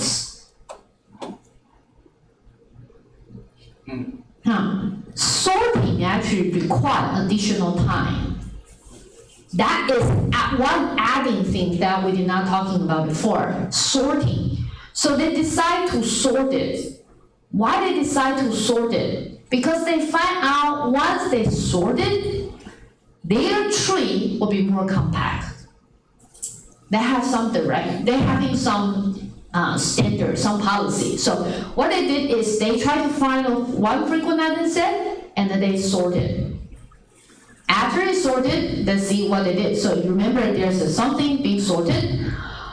Okay, so then afterward, based on the sorted fashion, they try to construct their tree. So imagine here is a transaction. Once I sort, remember before we say transaction, we usually don't sort, but right now they say you have to sort. So then this transaction actually will become like this way. They have to sort. So then because it's A, C, D, F, G, I, M, P, and then they become F, C, A, and P. Why is F, C? Because it's F, C, A, and P, based on the sort. So first is good? So then afterward, from that order, they construct a tree. You probably will say, Professor, what do you mean by that? Okay, so let me try to do the illustration one by one. Okay, so then you have F, C, A, and P. F, C, A, and P, right? Okay, so F, C, A, and P. So my first tree, based on transaction 1, is starting from some root, because tree usually have the root. And then you have an F, C, A, and P. And then because I see this transaction 1, so the 1 right here means they happen for 1. So far so good for the first tree? Fine, right? So then how about second tree? The second tree is FCABN. It's not FCMP anymore. So then what we did is FCA, they are the same, right? And then FCA are the same, but B and M are different. So I go through the tree, FCA, because it's the second time, so I'm adding 1, 1 plus 1 equal to 2, 1 plus 1 equal to 2, 2, 2, 2. But then the original tree is MP, but right now it's not M, it's B. So I have another branch called B and M. Okay, and because they only appear 1, so that is 1, 1. So far, so good for the second transaction. Okay, so tell me, what is the third by yourself?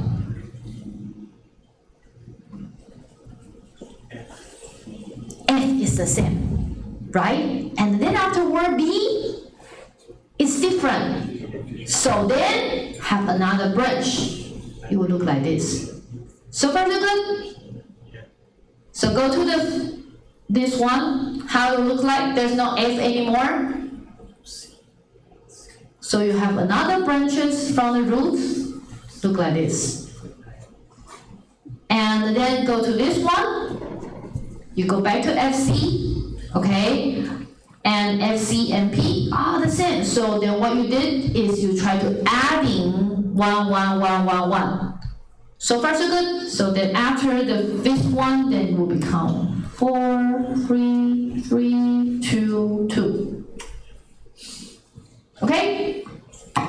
That is how they try to construct the tree. So then try to thinking about that. Why need to sort?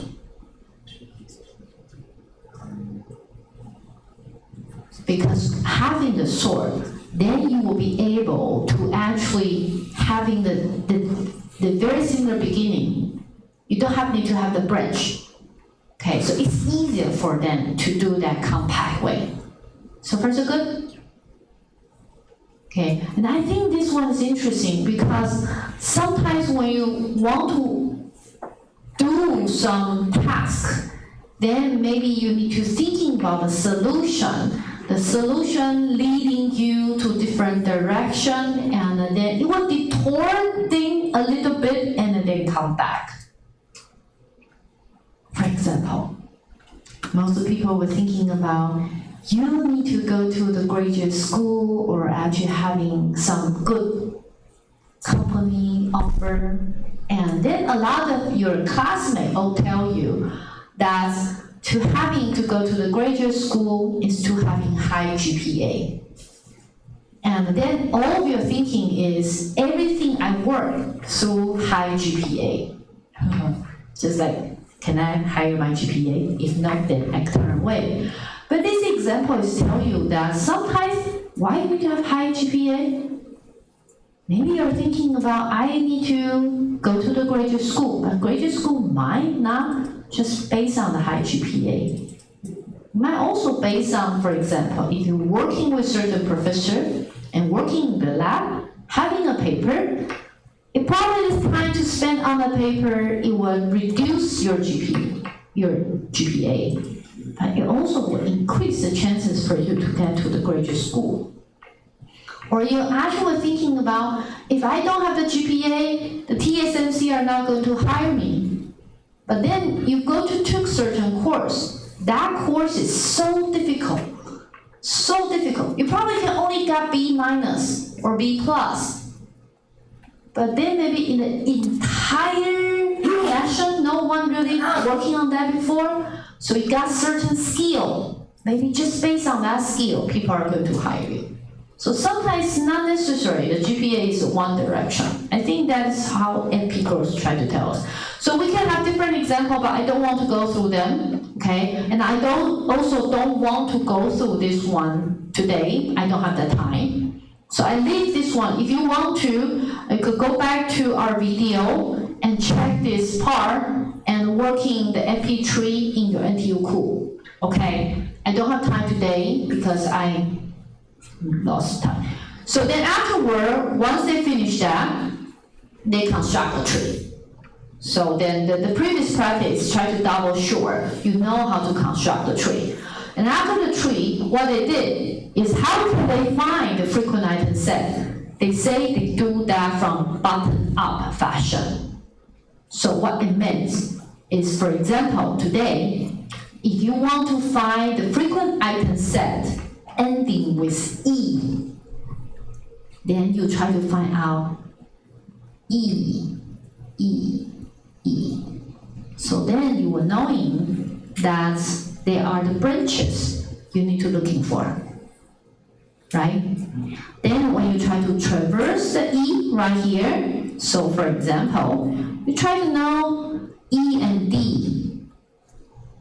E and D. So E and D right here, twice. Okay, you try to see does that higher, greater than the support. If not, you can eliminate that. You go to E and C, and then you go to E and C, and then you say, okay, it's not good enough. Then you go to E and A. So then, by doing this one, it's called bottom-up approaches way for them to find all the frequent item set related to E.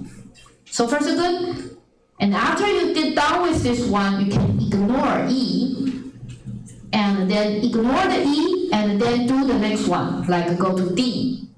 And then after that, go to C, go to B, based on the order, and afterward, based on that tree, they can traverse and generate all the frequent item.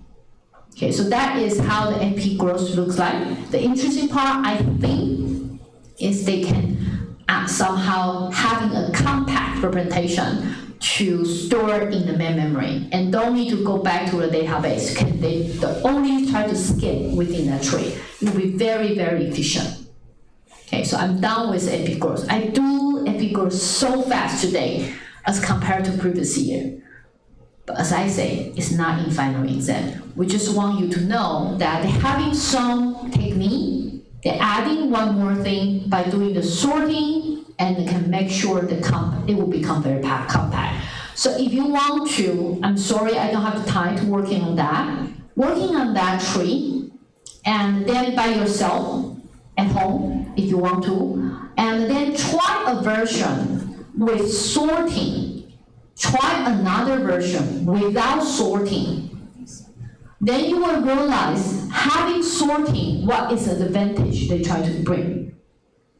Okay, and I like this story is because sometimes you will find out that I asked Professor Han Jiawei, do you thinking about sorting at the very beginning? They say, no, we don't. Okay, we do not know it. We just implement them first and then realize the sorting need to be embedded. Otherwise, there's no way for us to compact them. So then we add in the sorting. And I think it's a great example for a lot of students. Sometimes I feel some of my graduate students, like master student, PhD student, they all figure out that they want to know everything clearly before they do the implementation. Professor, I'm still thinking. Okay, it's okay, fine. If you want to thinking for 1 week, it's fine. But 2 weeks, a little bit more. 3 weeks, it shouldn't be there. So then if you keep on thinking, then there's nothing can come out. Okay, so what you need to do is, even though you're not entirely sure what you need to do, maybe try it first. Sometimes trying certain strategy can give you more inspiration. Don't afraid of they might be different from your goal. Maybe they will have a great tour. Okay, so then we actually talking about, in the end, after the epi growth coming out, and then actually they show us why it actually can become a winner. First, they do the divide and conquer, they decompose the problem, and they don't actually get the frequent item set first. They try to say, how about I construct a tree and get a smaller version of them, and then we'll be able to search from that tree. So they don't need to do candidate generation, don't need to do the candidate test, and they compress the database into the structure. And so then because of that, they can reduce a lot of the scans, and they can counting the frequency only based on that tree. So that is the advantage of that. Okay, so I hope that you understand. So here is the class lottery for us to have. This is the second time. So the answer is also AP growth. Ha, I'm very efficient. Usually that part I need to take 1.5 hours in my normal session. Why 1.5 hours? Because sometimes you really need to go to try the tree. Then you realize that is extraordinary for you to thinking about sorting.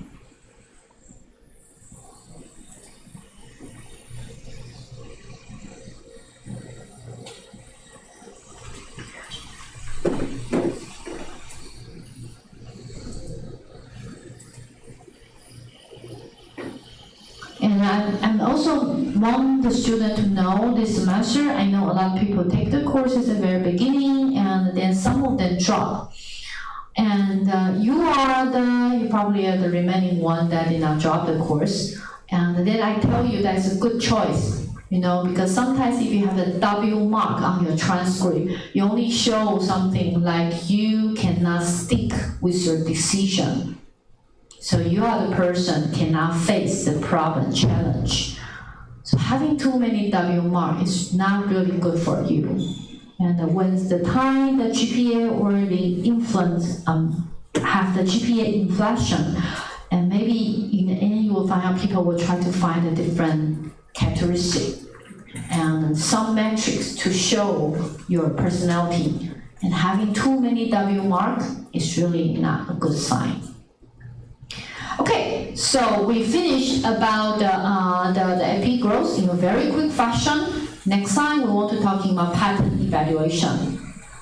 So the pattern evaluation right here, we want to talking about thing is during when we try to construct our tree, we utilize the support and confidence, right? So like the confidence, the higher the better. The support, higher the better. But then right here, they're having another thing called interestingness. What does that mean?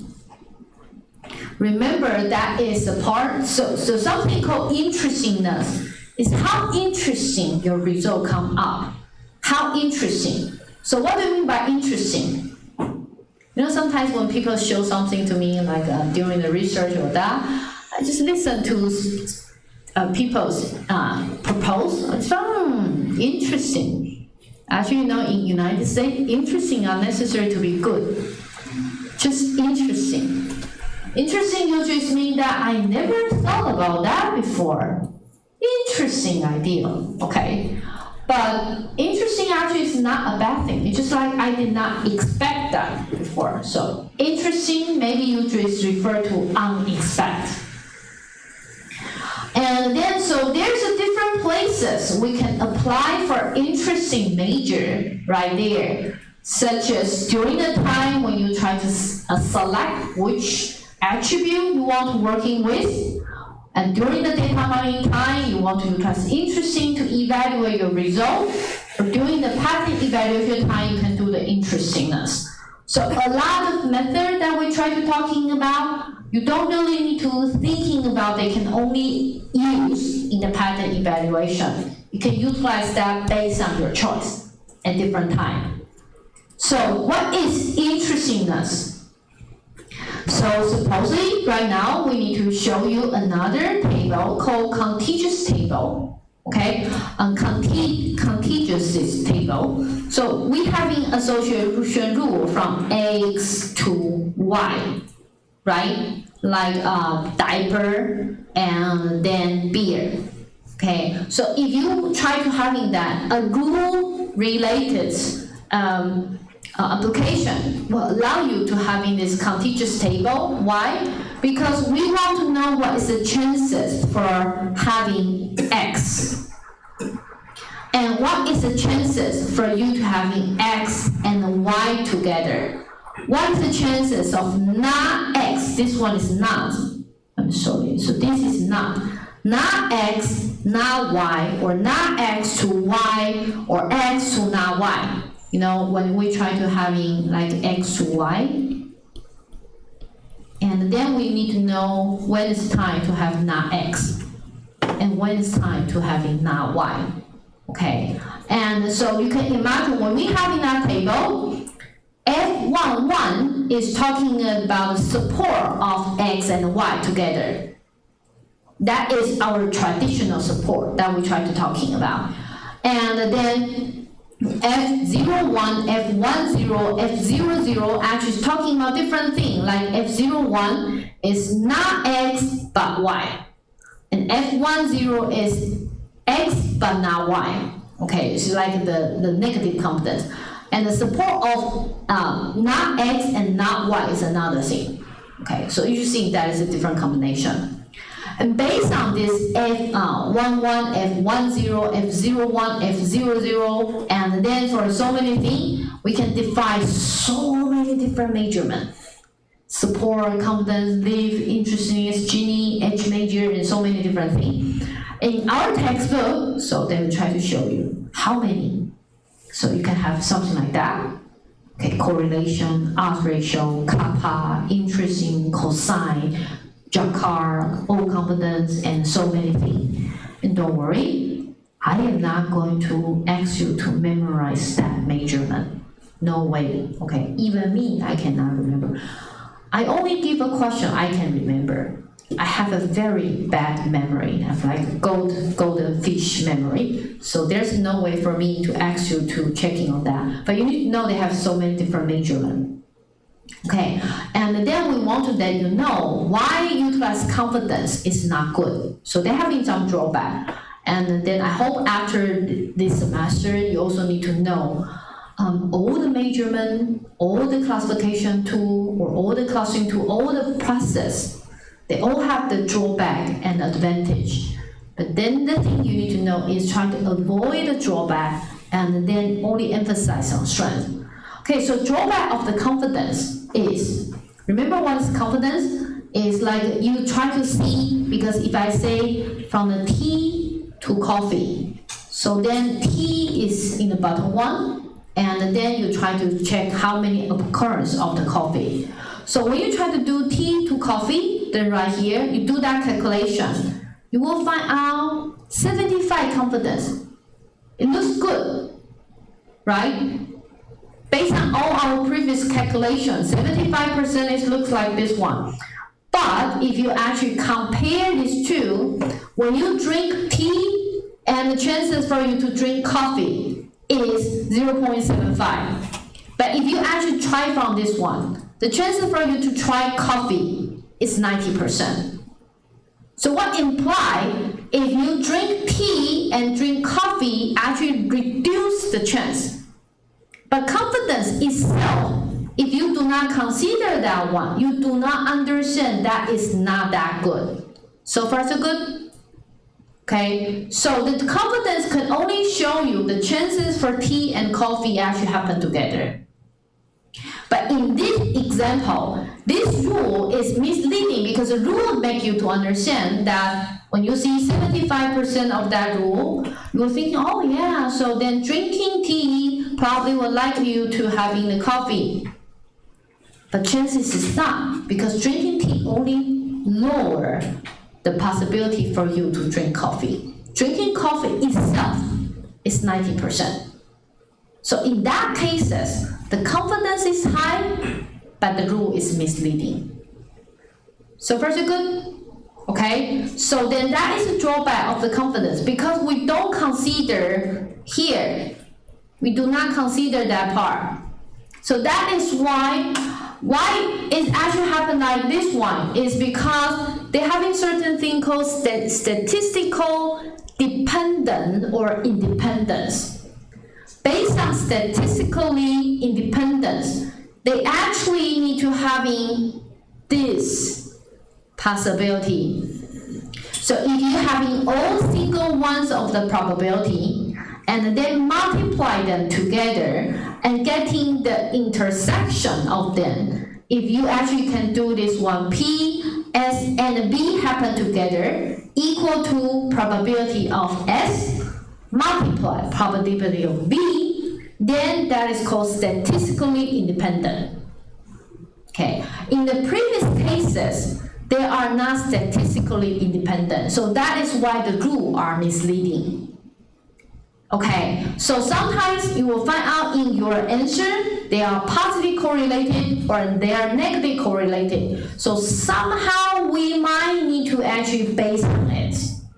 So certain measurements pay attention to their statistically dependency, like leaf, interest, PS, and delta coefficient, they actually pay attention to this dependency. So in your cases, if you want to consider the statistical dependency, maybe they are the metrics for you to use. And don't worry, we are not going to go through that difficulty for your choice. Okay, I think it's more like a reference book. You can have a reference book, say which one are statistical dependency, which one are statistical independent, it's fine. So don't really thinking about we're going to test you on it. So don't write a question, say, Professor, do I need to memorize the interest or not? That will not be the question. Okay, so then here we try to show you the interestness. What is a factor? So here are the interest factor right here. Here is a lead factor. So let us try to see this one. Based on that equation, I can tell you this one get a value of 0.83. And lead get a point of 0.83. They calculate in different way. They just happen to having the same result. And then interestness actually will also tell you if that is less than 1, which means the factor itself are negatively associated. So they are not that interesting. They are negative associated. They are not good. Okay, so they are called interest factor. So far so good? Okay, by the way, if you don't understand this part, don't worry, just keep this handout. I don't remember I cut them out. You keep this handout, and then if that is necessary for you when you're in your application, come back later. Okay, here are different kind of proposed measurement. And some measurements are good for certain application, but not for others. So there is no any measurement can be applied to all the different scenarios. I noticed the student really like to ask me a question, Professor, which is the best solution? There's no such thing called best solution in data mining. No, okay, because it actually is context dependent. You need to know the answer. The answer I give you probably right today, but maybe it will become wrong 2 years later. With a new technique come out, something will be found. Okay, so don't. Can you help me to close the door? Okay, and so then right here, we want to help you to one thing. Thank you. Much better. Okay, so then we want you to see this one. We actually show you different measurement, correlation, odds, kappa, and actually you'll find out kappa is a very typical way utilized in statistics. Interest, cosine, and so many different things. And then in our textbook, they have this example. Okay, so just imagine these are all the measurements that we try to talking about. Okay, and here the textbook gives you a different example, and based on that example, and based on all the equation, and then they calculate the value, and then afterward they rank based on the value. So you actually can see this one, they send this one to do the measurement. After the measurement, they do a sorting. Okay, once means that based on this measurement, this one is the most interesting one. So far so good? And then if you got 10, which means that I think E10 is not that interesting. And then right here, we try to show something to you is, you can see this example, okay? For example, this one, this measurement, say E7 is the most interesting one. But when you go to this I interest rate, and E7 is 9, not interest. So sometimes you will find out certain measurements say that is good, but certain measurements say that is not good. There's really no standard, okay? Just like you will know some people just say, I think people really like, in Word, they really like their objective way, and no matter which context you apply, and then that is good. So for example, you say, this guy is pretty or ugly.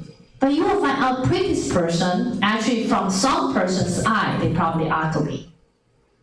Okay, and it just depends on how you've been brainwashed by the TV, understand what is pretty. Okay, so then right here, we just try to show you that you need to go back to check your application to choosing the measurement by yourself, okay? And then they also having some researcher talking about their different property of what can be called a good measure, okay? You say good measure should satisfy 3 different criteria. By the way, that is some researcher, they are not necessarily true, but it's certain thing good for us to thinking about. So they say, if this is a good measurement, then if A and B are statistically independent, the value should be equal to 0.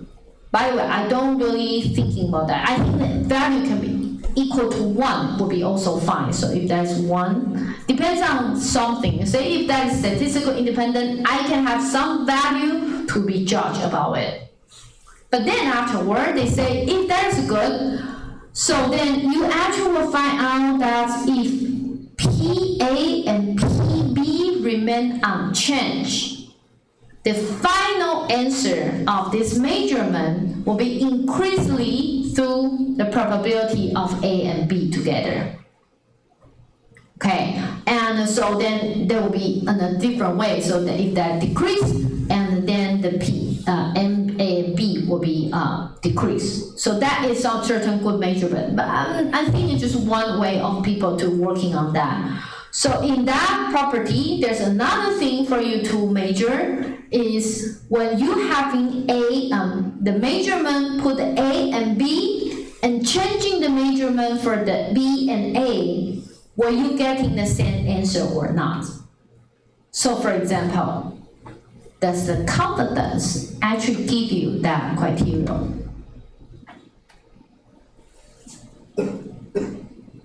Before I say the answer, does the confidence actually, so when you're having an A to B, you know confidence is how we try to calculate, right? Okay, so we do PA right here and PAB. That is our confidence. So did they satisfy this criteria?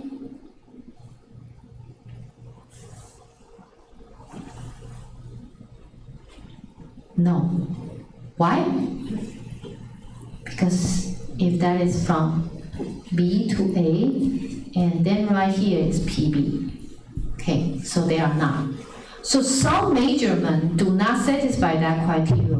If they did not satisfy that criteria, they call a symmetric measure. Symmetric measure actually is the one that actually satisfy for those criteria. So far so good? Fine? Okay. So then, if you, here is also something for us to know. So for example, if we try to go for the support and the data set, you will find out that they are very squeezed, so they are not like normal distribution. So maybe, for example, there only have few items with high support and many items with low support. And so maybe you need to find something in between. So based on the support itself might not be good enough. That is a part interesting in data mining. You cannot ask me, Professor, what should I do right here? I don't know. Unless we are actually talking about what is the distribution of the data and how something correlated with that. Without everything that we try to talk about called data exploration, it's very difficult to find out. Okay, so which one is better? You rely on the session 1 and 2 when we're talking about data. Okay, you need to know their data. You need to know the distribution. Okay, in our final exam, we have questions like that too. Our TA will actually tell you that this one actually having this one and how the data distribution look like this. Okay, you need to make a call by doing that. Okay, so it's not just trying to memorize the question, it's trying to know how to utilize the concept we teach you in your thing. Okay, so for example, they have different kind of challenge, like when you have a minimum support threshold. If your minimum support ratio is too high, just like too high, just depends on where you want to cut them, right? If that's too high, you're missing a lot of item set. Okay, if the minimum support is too low, then you will actually have too many information. So you need to find somewhere. So for example, you want to find an item that have different kind of support. How you try to working with that? So right here, we'll give you an example, like caviar and milk, and you see they're right here, they're right here. If they're trying to talk about support, they will be very low behind. So how can you try to avoid with them? So then the rest of them, this part is more like additional information. Don't worry that if you do not understand them, it's fine later on when you try to talking about. And the people actually talking about cross support. So then you don't really have in one solution, you can have different kind of solution. Okay, and then the cross support actually talking about maybe you can thinking about certain equation, like you test the minimum, and then having a different kind of confidence, try to looking on if that is possible for you to looking for. Okay, so then, or some people are actually talking about they have different things called all confidence. So previous one, we're talking about cross support. We can have all confidence by utilize something like this. information, okay? And then they were also having different kind of reminder saying that how can you prevent the misleading pattern, okay? For example, certain, if you having the very, some variable, and they will cause you to be a certain relationships vanish or actually we're changing the direction. So it's very important for us to find the correct way to do the grouping and the categorize, not to be missing in this misleading pattern. Okay, so I think rest of them I will allow you to check on it, so we don't also having a time to compare the metrics by yourself. This is more like after class, this one. And today, if you actually find out that, Professor, I think you go through them very, very quickly in this part. Yes, because if I actually went to each part of them, it costs a lot of time. And then don't worry, if I actually go through them very quick, which means they are not necessary to be in the final exam too. Okay, we just make you to know there's something like that exists. Okay, there's something for you. If there's something I thought that you need to understand, would be you need to know some of the measurements are asymmetric, some of the measurements are symmetric. Why? Because it depends on if you want to have in the rule, what type of the rule, what type of measure actually will decide which rule you can looking for. Okay, but if you're not going to looking for rule, you're just looking for the correlated thing, then you will have different solution. From my perspective, I have to tell you, association rules are not that popular right now in so many different data mining techniques. Why? Because neural network actually, you will find is very convenient. Neural network somehow can also find some interesting rule for people, right? Because then you can imagine they have so many neurons, and then you have so many input, so many output right there. They are somehow will give you certain directions and which rule and which rule actually might be correlated together. So from my perspective, I think association rule can utilize a lot in the pre-processing step before you're sending your data into the neural network. Because if you have so many parameters right there, your neural network actually probably is very energy consuming or time consuming. But if you can, based on your association rule, pick the one actually you think they are likely to having an association, and then, or like grouping something, you think they are associated together. Then based on that, you can continue to do the rest of the part. I think that is more doable. Okay, so that done with the association rule mining that I want to talking about. So that is a class lottery, the third time, again, AP course.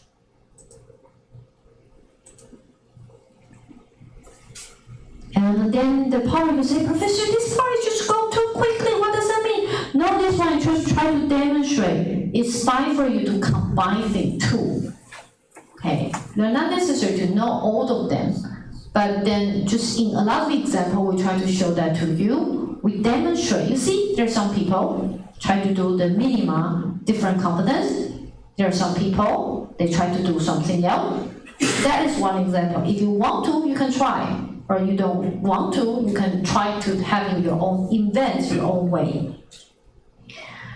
Okay, so, but before I finish, okay, so this optional, we totally will ignore that. Okay, before I finish, and let me try to tell you, I remember there's 1 year, I see too long. There's 1 year, and our student find out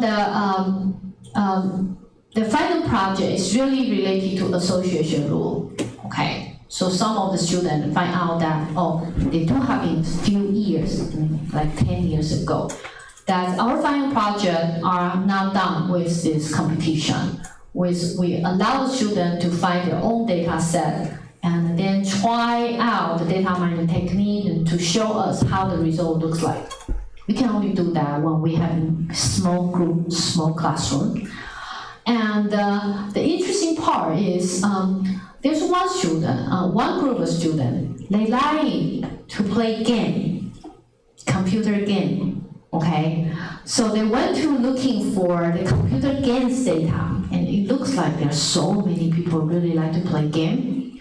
And they go to find the games data and do association rule. And then they actually want to suggest the player which game they can also play. Interesting, right? Because maybe you don't want to stop with the old game and over. So maybe they're thinking about the game player probably would like the new game.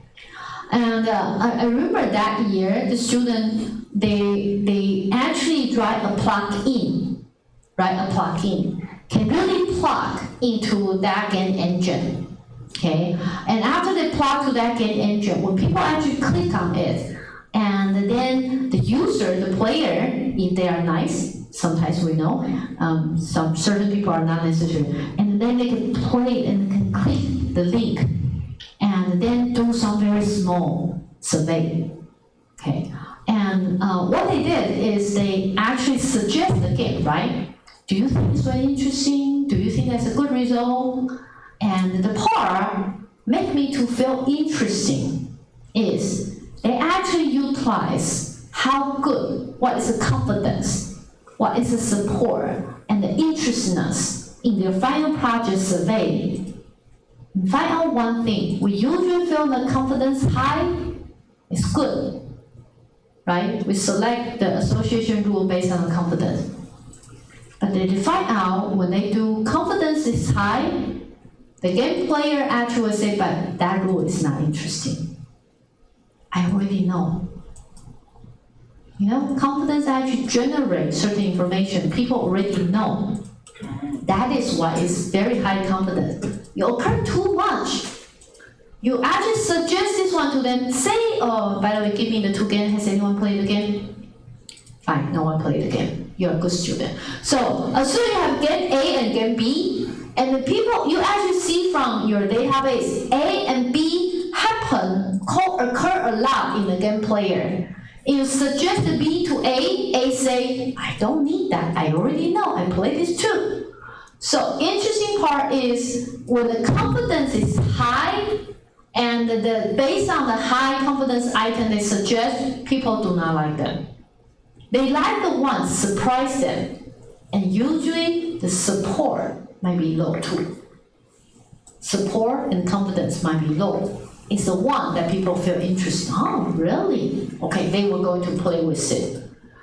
So that actually demonstrates some example that sometimes you think that is good, they might not necessarily to be interesting. Okay, so, and also that is very subjective. Again, we already get into a rhyme. That is very subjective. Okay, so I hope that you finish with your lottery. And then this part is optional, so I'm not going to talking about them because that is how people talking about, oh, if you can do this one, how about we can have the categorize about the information, then we can do a lot of different things. And then that only happens when I have time, but because I don't have time, so jump. And then the part, then probably jump to. This one is about the correlation, different kind of measurement too. Okay, so I have 6 minutes. I'm going to do a very quick summary of this course. Then this part is maybe about what kind of problem that we're going to have in the final exam. By the way, if you already do the project on your own, you try different things, I don't think you should have the problem. Right here, right, TA? Yeah, you see all the TA nods. Because we don't really have a question is memorized. We see how can you utilize the technique.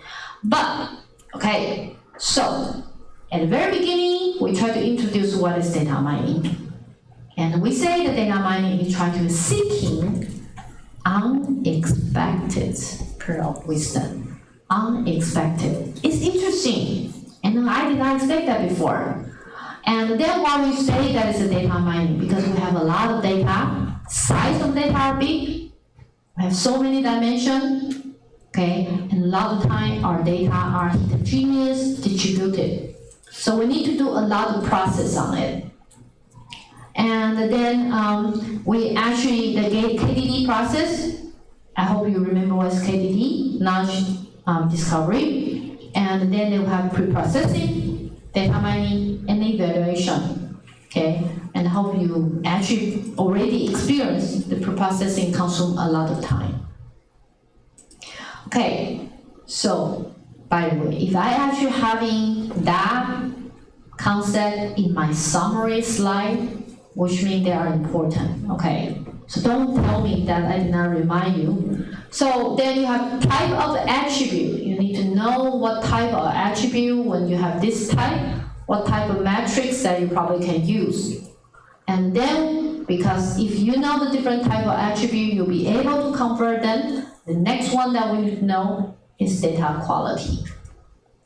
Okay, and because we're talking about the number of dimension of the data is quite high, then next one you also need to know the drawback of the number of dimension. You encounter the problem of curse of the dimensionality. And in that section of the data, we talked about different kinds of similarity and dissimilarity, distance measure. Okay, so know which one you need to choose. You don't need to calculate. Remember, I don't want you to calculate about something. Okay, I want you to know when is the time to utilize that. When you get the result, what it means. That's it. Okay, so you don't need to say, Professor, do I need to write down Manhattan's distance and their equation? Come on, even I don't remember how to write this equation. Okay, so if that's the case, I'm not going to having that question like this way. So then we spend a lot of time in classification. Okay, the part one, first, you need to know classification is a supervised learning. Why we call it supervised learning? They can find some class label. Of course, when we go to some of the method, like go to the text mining part, they look like supervised, but they also look like self-supervised. They utilize certain data for them to learn. And then we also mentioned about entropy and information gain. Entropy high, which means it's very random. Okay, but if you starting from high entropy and to reduce to low entropy, you get very good information gain. So that is the relationship between these two. And when we try to evaluate them, we have different ways like confusion matrix, accuracy, precision recall, and confidence interval, and overfitting and underfitting. When is the time it's called overfitting? When is time it's called underfitting? And when we see overfitting, what is a pattern we can see? When we having the question, we basically look at certain pattern for you to identify that.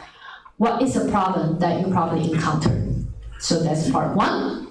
Part two, then we're talking about the kind of different classification tool, like decision tree, random forest, naive Bayesian classified neural network, and we also mentioned about convolution neural network. Okay, you don't need to know the equation again, but you need to know when is the time, which method probably is more appropriate. Okay, and then next one, then we'll go to the text mining and NLP part. So we're talking about back-of-word approaches. Okay, and then and we also go to the word-to-vec. And when we go to word-to-vec, where my embedding come from? Okay.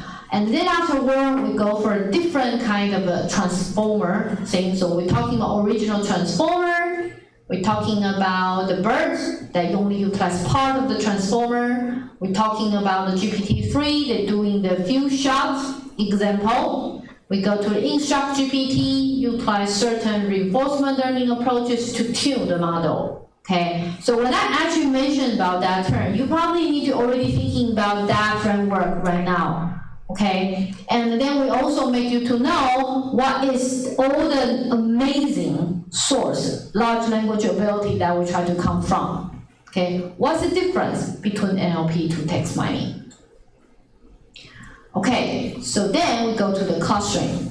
Clustering, again, why is different from classification? It's unsupervised learning.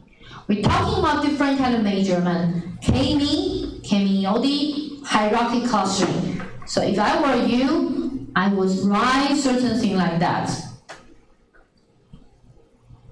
Okay, why? Because the one that you try to talking about, you tell sum of square arrow is fine, right? And this part is not. Okay, you might need to try different approaches, like a relative index or like external index to evaluate are they good or not.